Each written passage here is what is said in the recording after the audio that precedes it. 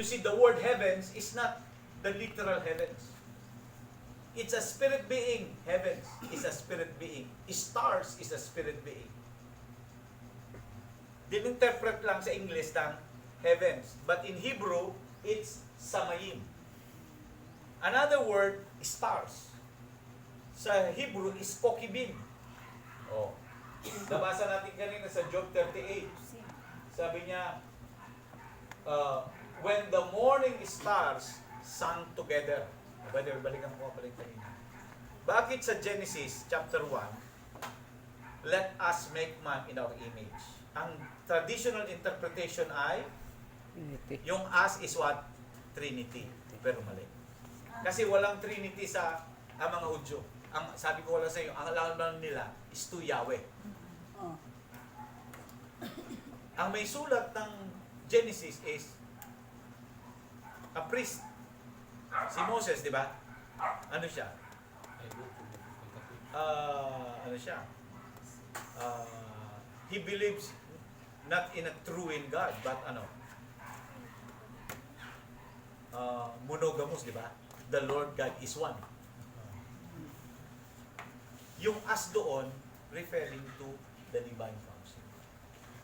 Hindi pala yung Trinity. Hindi Trinity yun. Maaaring andun ang Trinity.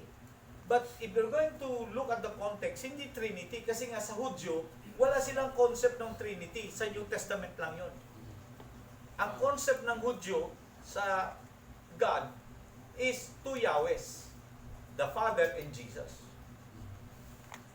So hindi pa na re-reveal doon yung Trinity. Only lang saan? Sa New Testament lang. Di ba? Oh. But in the Old Testament, yung kausap doon ni Lord, let us make. Pansinin niyo, pangalawa. Sabi niya, let us make man in our image and likeness. Bakit kung Diyos ang kausap niya doon, bakit kinakalang i-announce ng Father doon sa dalawang member ng Trinity yung pag-create ng human? Diyos naman sila, dapat alam nila. Pero kikiri pa rin, Pastor Pastor, let us make man. Kasi sabi mo dalawang Yahweh. So it is still plural. Yeah, but the context of that is not referring to the Trinity.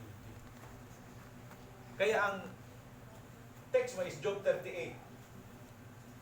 Sabi niya, when the morning stars sang together and all the sons of God shouted for joy. Present, sino ang present ng creation? Yung mga morning stars. Andun sila, nakita nila yung pag-create ng Diyos ng creation.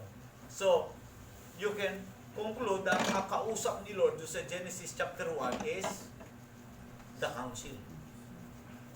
Pangalawa nga, ang reason why God has to announce kung God sila, kung kausap nila ay God. Tama? Dapat alam na nila yon. So, obvious na hindi na dapat i-announce sa kanila. Pangatlong reason kung bakit council ang kausap niya is because pagdating sa verse 27, ano sabi niya? Una, yung sabi niya, let us make man in our image and likeness. Pagdating sa verse 27, and God created male and female. Wala na yung us. Bakit sinasabi doon sa Genesis pa rin that the Spirit of God is hovering? Yeah. The Spirit is there. But the context of the Genesis, hindi pa, in the eyes of the may sulat, nagsulat, hindi Trinity ang nire-refer niya. Kung hindi yung council. Divine council, yung kausap niya. So, ang ibig sabihin pala noon, the first, pa talaga, before creation, merong divine council. Yes. The council is there. Yan o. Ang tawag sa kanila ay kokibim, stars. Number 4, ang pangalan nila is Holy Ones, Kedusim. Napansin yung iba-ibang pangalan? Ibig sabihin, kung may iba-ibang pangalan, may iba-ibang function. Pero hindi man in-specify na ng Bible kung ano mga function nila. Iba-iba lang yung pangalan. Tingnan nyo. Let the heavens praise your wonders, O Lord, your faithfulness in the assembly of the holy ones. For who is in the sky can be compared to the Lord. So, yung holy ones na tinutukoy dito, hindi tao. Kung hindi spirit being, kasi nasa sky eh. Wala namang taong nasa sky. Diba? So, yan yung mga names ng mga divine council. Number 1, ano nga yung number 1? Is Spirit. Number 2, holy ones. That is Samayin in Hebrew. Number 3, stars. Kokibim. Parang, ano no? Parang pagkain, ano? Chichirya, kokibim. Ikyam. Number 4, holy ones or kedusim. Number 5, gods or divine being or Elohim. Psalm 89, describe a council assembly of the holy ones and heavenly ones under the authority of Yahweh, the God of Israel. This council is explicitly placed in the sky. O, tingnan niyo sa Revelation 12:10. I heard a loud voice in heaven saying, now the salvation and the power of the kingdom of our God and the authority of His Christ have come. For the accuser of our brothers has been thrown down who accuses them day and night. So this is our enemy. Also in the sky, he is accusing us. Tanong, saan tayo pwedeng akusahan ng kaaway? Only in the court. Why? God is seated as a judge. He is a judge. So the only way He can accuse us is where? In the court. Kaya sa korte, pag di ka nag-appear, talo ka. Ang tawag doon, default judgment. Di ba may kaso ka? Hindi ka nag-appear, masisintensyahan ka. O di ka naman nagsampa ka ng kaso at hindi ka na nag-appear uli, madidismiss ang kaso mo. Okay? So, yan ang binubuo ng council. May council sa langit. So, ibig sabihin, tandaan natin, ang Diyos hindi nag-iisa sa langit. Meron siya mga sons of God or Elohim that rules with Him. Kaya, millions nga, thousands eh. Eh, di ba sabi ni Lord sa Bible, at least meron kang isang angel na naka-assign sa'yo. O, tanong ko sa inyo, ilan ang mga tao? Di ba? Trillion. Billion, almost 7 billion. So, ano ibig mo sabihin? More than 7 billion yung mga angels? Yes.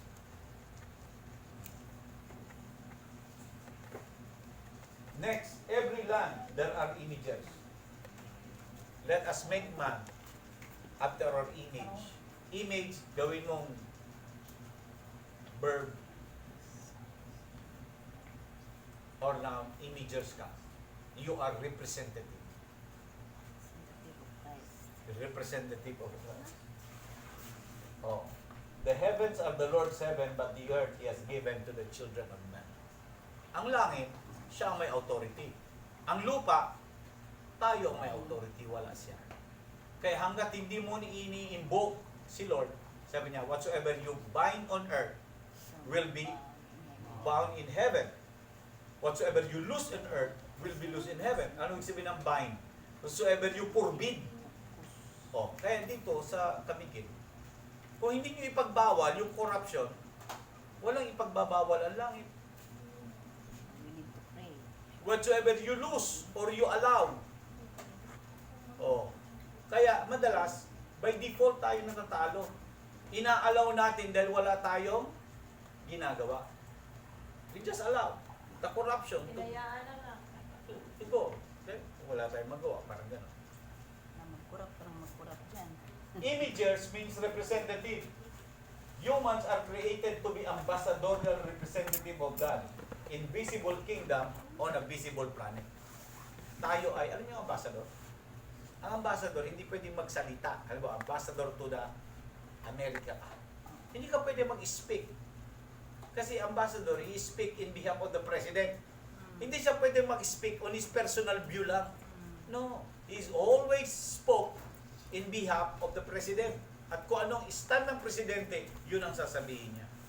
Ganon tayo dito sa lupa. Representative ka sa lupa. So kung ano lang sabihin sa'yo ng Diyos, yun lang sasabihin ko. Hallelujah. Kaya, dahil anak ka ng Diyos, alam niyo ba, meron kayong legal standing in heaven. Amen. You are a citizen of heaven, kaya pwede ka maghabla kay Satanas. Hallelujah. Kasuhan natin yung Satanas. Di ba? Dito sa Pilipinas, yung foreigner, walang karapatang magkaso. Tama? Oh, kasi hindi man siya Kasi hindi man siya taga rito. Ito. Tama. Halimbawa, kakasuhan niya yung gobernador, hindi pwede Hindi, kasi wala siyang legal standing. Hindi man siya Pilipino. Pero kayo, meron kayong legal standing dahil Pilipino kayo. Taga-Camiguin kayo.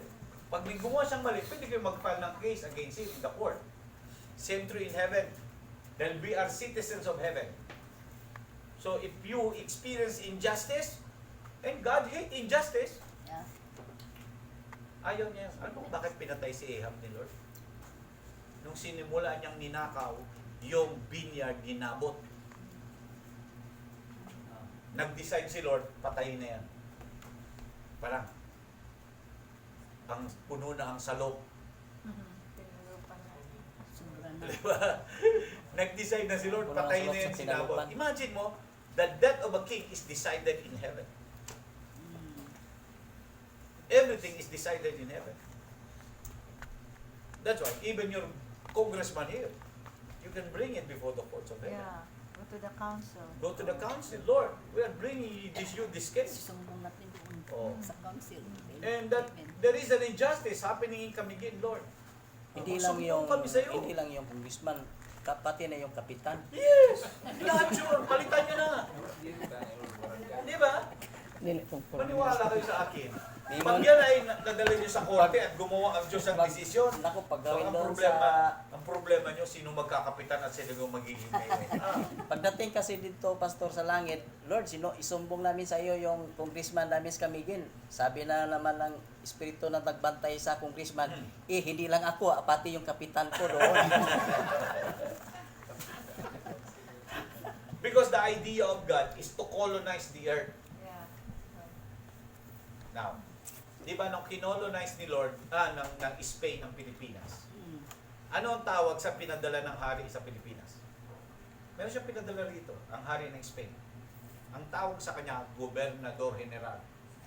Siya yung nag-i-implement ng kalooban ng hari sa Espanya. Kaya nung pinag-colonize nila ang Pilipinas, binago niya ang ating lingwahe. Tama? Binago niya ang ating reliyon. Binago niya ang ating pananamit. Binago niya ang ating pagkain. History, binago lahat. Yan ang purpose ng colonization. So when the kingdom of God colonize us, He changes us. He changes our language. Hallelujah. Kilala niyo si Smith Wigglesworth? Yeah. Dati siyang coal miner. Nung na-born again siya, hindi na siya nagmumura. Yung mga kabayo nila, nalilito. Hindi na alam kung ano ang gagawin. Kasi nung unbeliever pa sila, bawat command nila dun sa kabayo, may mura na kasama. Na-born again na. Nalito na yung kabayo, ayaw na sumunod. Marana dito sa kundi. Oo. Nasanay sa mura. Nasanay sa mura eh. And this guy, alam nyo, no read, no write. No, no, right. Oh, siya Yeah. yung, Very anointed siya yan. yung marunong siya magbasa sa Bumumuhay ng Bible. patay. Very anointed. Oh, very anointed. And the Lord, sabi niya, Lord, gusto kong magbasa ng Bible. Kasi hindi man, wala man siyang Nakabasa grado. siya. Nakabasa Ito matindi. siya. Wala siyang ibang librong nababasa, kundi Bible Bible lang. lang. Pag ibang libro, di niya mabasa. I don't know why. That's true. I-google niya sa, Very sa ano. anointed. Evangelist Si yan. Smith Pag siya ay nagpapagaling, ibang klase, sinusuntok niya sa sikmura. Oh, May sakit. In Jesus' name. bang! Ba! Tumba! Bangon na. Pagbangon, Iba magaling. yung kanyang anointing eh. Yawa. Kulata. Eh yung asawa niya namatay. Binuhay niya. In Jesus' name. Rise up! Boom! Ayaw pa rin. 3 beses niya hinampas sa pader. Tapos nabuhay. You hit me 3 times, don't do it again. Nagising na. Buhay na pala yun. Alam na 3 beses eh. Hallelujah. Praise God. Kasi, pag hindi natin na-fulfill yung ating ambassadorial purpose, it's a murder. Yeah. Di ba? We are killing the purpose of God. And the other definition, the law of dominion, meron kasing law of dominion. God cannot rule the earth without us. Yeah. That's why we have to cooperate with Him. Kahit gustuhin niya, hindi niya magagawa. Kasi He will be violating the law that God gave. Yeah. Di ba? Kaya kayo yun. Tinawag ng Kaya Panginoon. prayer becomes critically essential because it becomes man's way of giving God the legal permission. Kasi wala nga siya sa legal hierarchy ng authority dito sa lupa. He excluded himself. Kasi sabi niya, let them. Di ba? Sinabi niya, let them rule. So, ibig sabihin, he excluded himself. Kaya hindi nyo pwedeng sabihin, Lord, bahala ka na. Hindi tatanggapin ni Lord yung prayer na yon. Bakit? Kapag tinanggap niya yung prayer na yon, bahala ka na, Lord. Ang daming kasalanan, Lord. Tama? Ang dami nating prayer na ginawa na sabi natin, Lord, bahala ka na. Yes, Kasi hindi please. nangyari. Disisihin natin si Lord. Di ba? Sabi ni Lord, no. Hindi ko pwedeng gawin yun. Yung prayer nyo na bahala na ako. No. You should be, you have to request me. Specific. That's right. Diba? Specific. That's right. When God transferred dominion to this planet to mankind, He deliberately excluded Himself and every celestial being from the earth's legal authority. Kaya ang mga anghel, kasama yung mga demonyo, wala silang legal authority dito sa lupa. Nagkaroon na ng authority yung mga demonyo dahil sa kasalanan. Pero kung i-confess natin ang ating mga sin, sabi niya, He is just and faithful to forgive us and to cleanse us from all unrighteousness. Nawawala ang legal na karapatan ng kaaway. Then, Wala na yung God right si locked Satan. Himself out of influencing this world without man's permission. Kaya mahalaga yung permiso ng tao. Kaya pag nag-pray ka, binibigyan mo si Lord ng legal right na makialam.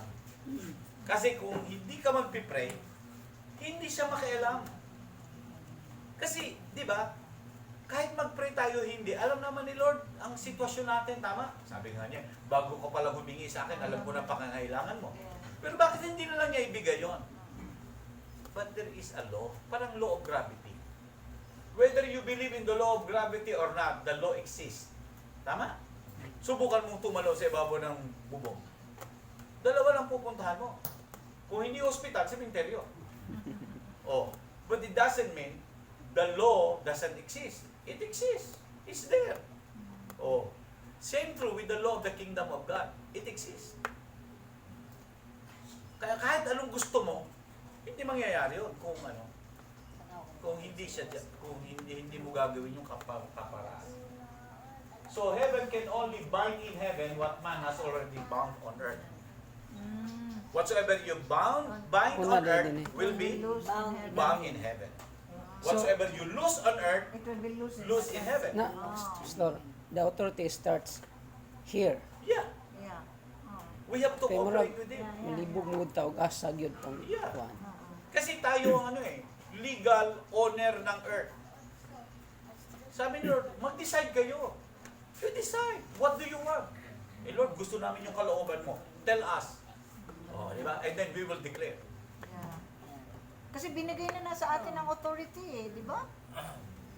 Oh, that's why, ito, tandaan nyo, Satan cannot operate on the earth without the authority of man. Hallelujah. See? Because the legitimate Because the ruler legitimate of the Because the legitimate ruler of the earth is human. Tayo yun. So di anong ba? ginagawa niya Hindi para animal. makakuha siya ng power sa atin? He causes us to sin. Hallelujah. So pag tayo nagkasala, kasi tandaan nyo, ang kasalanan is owned by the devil. Meron siyang tinatawag na intellectual property rights. Alam mo yung intellectual property rights? Halimbawa, nag-compose ako ng song. That is the product of my mind. Nagustuhan ni Gary Valenciano. Ni-record niya. Kumita. Gary Valenciano is legally obligated to pay me 5% as royalty. Bakit? Ako ang nag-compose. That is a product of my mind. Intellectual rights. The devil, sin is the product of his mind. Huh? So when he tempt us and yield to his temptation at nagkasala tayo, anong nangyari? You take what belongs to the devil, so you pay him. So what do you pay the devil? You give him legal right of your territory. Kaya Sa buhay napapakialaman niya ang teritoryo mo. Meron siya. He mess your life. He destroy your life. Kasi meron siyang legal na karapatan. Kaya sabi sa word, do not give the devil a foothold, di ba? Yeah. Oh, yun pala yun. So, kung wala siyang legal na karapatan, hindi niya ito magagamit to rule Tama. the earth. Yeah. Kaya anong ginagawa niya? He causes people to worship him, mag-idolatry, ganyan-ganyan. So nagkakaroon siya ng legal rights sa community. He control the people. Correct, correct. Oh, Legal ground. that is the legal ground. That's the only way ang si Satan nakokontrol niya ang tao. That's right. Pag meron siyang legal na karapatan. Sayang teaching ay maraming. At ang legal na karapatan, nagmumula lang kapag ibinigay mo eh. So si Satan, basically, wala na siya kapangyarihan. Yun ang malungkot. Nagiging powerful siya dahil sa atin. Oh, I'll give you an example. Paano nagiging powerful si Satan sa church? I-abuso mo ang puti na kasi. Paano siya nagiging powerful? Sino nagbibigay ng power sa kanya? Yung mga believers din. Bakit? Sila nag-aaway-away. Nag-video man ka, Pastor. Sorry. O basahin mo sa 1 Corinthians chapter 6, di ba? Sabi ni Paul, yung mga taga-Corinth nag-aaway-away. Nagdimandahan pa. Nakarating sa korte. At anong sabi ni Lord? Aba, hindi nyo ba alam na kayo ay you're going to judge the angels later on? Bakit kayo nagdidimandahan? Yeah, sabi niya wala mang matalino sa inyo kahit na siya mag-judge sa inyo sa inyong mga dispute and disagreement. Bakit kinakailangan pa na pumunta pa kayo sa hintim na walang Diyos at pagpaano? Oh, I give you an example. May denominasyon dito sa Pilipinas, nag-away. Ito yan. Oh, pumunta sa unbeliever na judge. Yung isang grupo nanalo nung sila pumunta sa regional trial court. Nanalo isang grupo. So yung isang grupo pumunta sa Court of Appeals. Nanalo sila. Oh, so ang ginawa ng isang grupo naman, pumunta sa Supreme Court. Oh, tanong, kung sino mang kampihan ng Supreme Court, palagay mo, magkakasundo ba yung dalawa? Hindi na. Hindi na. Sana on the first place, na hindi sila nagkasundo. So let us agree to disagree. O, dihatiin na lang natin ang property. O yung lahat ng gusto sa akin. Yung gusto sa'yo. Tapos, let's be civilized. Anong ginawa nila? Pumunta pa sa court. You see? Oo. Eh, kukwento nga sa akin si Pastor Connie. Yung pastoral movement doon sa Cagayan de Oro. Cagayan de Oro. Nagsigawan, nag-away. Dahil sa pera.